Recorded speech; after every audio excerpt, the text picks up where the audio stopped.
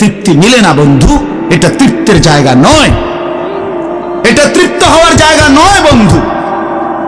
আল্লাহ তাআলা কোরআনে ওয়াদা দিছে, বান্দা জান্নাতে আইসো, তোমার আমি তৃপ্ত করে দেব, সুখে ভরে দেব।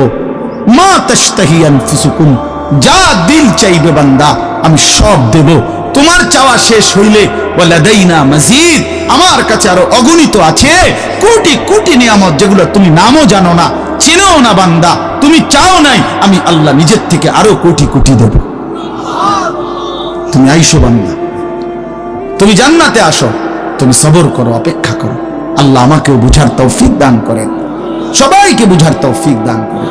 আপনাদের এই মাহফিল আমি শুরু থেকেই বললাম কষ্টের আয়োজন, কষ্ট করে ভাবেন, নিজের ফিকির করেন, নিজের ভালো নিজের কল্যাণ ভাবতে শিখেন। আমি যে আয়াতগুলো পড়ছি এবার তর্জমা শুনেন, তাইলে আমার কথা শেষ। আয়াতগুলো মূল বক্তব্য হইল আল্লাহ তাআলা বলছেন এই পৃথিবী একদিন শেষ হবে, হাসরের মাঠ কায়েম হবে, মানুষগুলোর দুইটা অবস্থা হবে, কিছু আমার প্রিয় বান্দা হবে, কিছু নাফরমান বান্দা হবে। আল্লাহ তাআলা এই কথাটা খুব গুরুত্ব দিয়া কোরআনে বুঝাইছে, বান্দা এই রং রসের এই সৌন্দর্যময় পৃথিবী তোমার কাছে যত লোভনীয়ই মনে হোক, আকর্ষণীয় মনে হোক, তবে এটা নিশ্চিত যে তুমিও থাকবা না, দুনিয়াও থাকবে না।